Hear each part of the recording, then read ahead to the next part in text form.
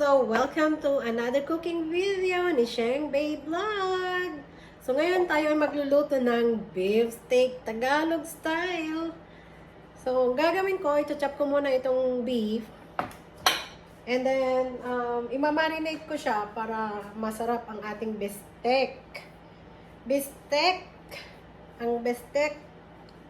Kailangan ko lang ilagay itong aking apron para hindi madumihan yung aking white shirt kasi naka-white ako ngayon. I don't want the blood from the meat. Okay, so i-chop ko lang ito and then i-marinate ko siya guys for like an hour.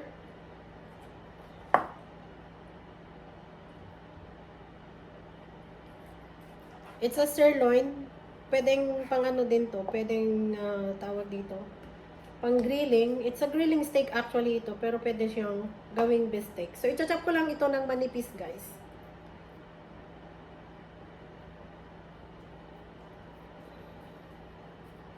Maganda sana kung medyo frozen siya. Para itong mga kasama ko kasi sa bahay, they're meat eater. Meat eater!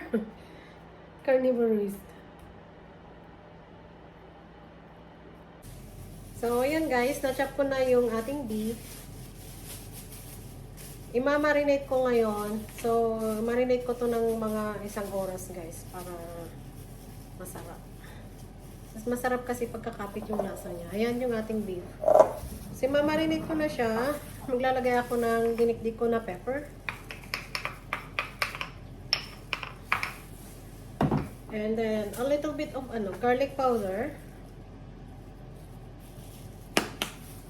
And soy sauce.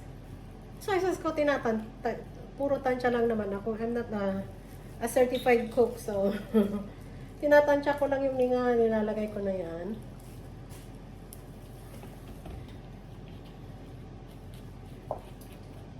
Kaya kung napapansin nyo, yung aking mga videos, wala siyang mga measurement. Exact measurement.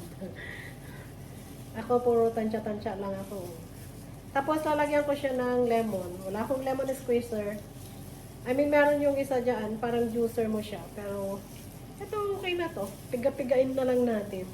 Mas masarap sana kung may kalamansi kaso wala akong eh. Okay lang. Okay naman yung lemon mo.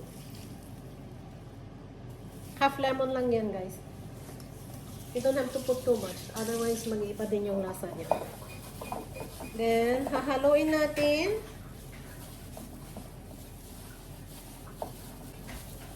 Make sure na totally lang siya, soak sa ating sauce. Ready na itong takpan muna. Ang nilutuin ko mamaya.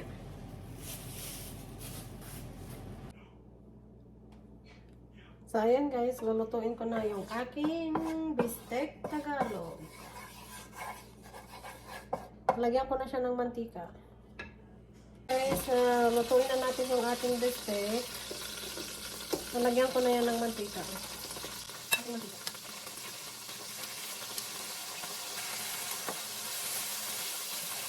Ipakasya ko muna itong kami.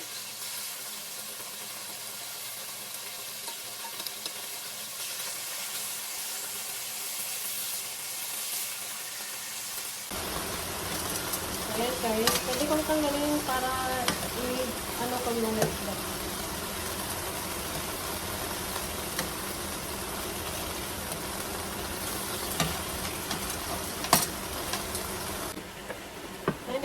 Yung ating onions.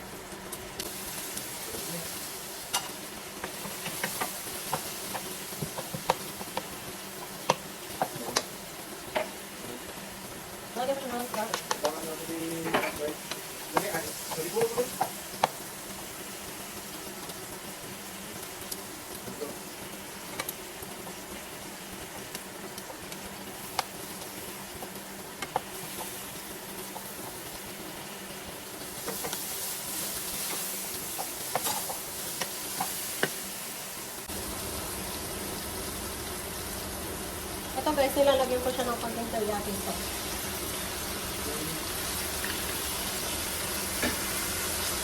Instead of, sugar, that's my own version here. Third version.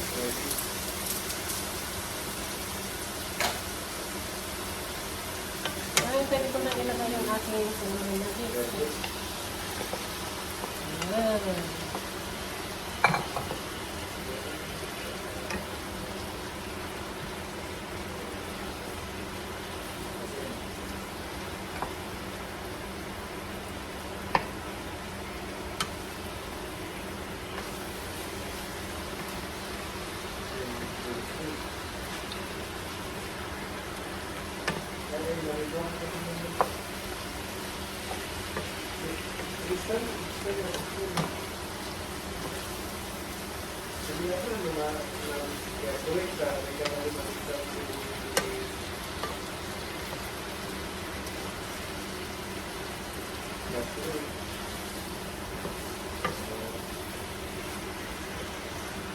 Ay, sa akin kasi,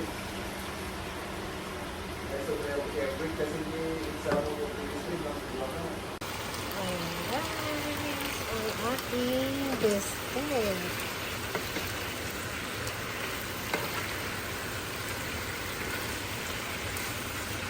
Ito na. Kainan na.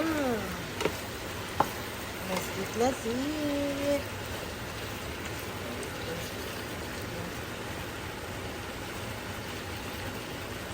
Yeah. Done, done.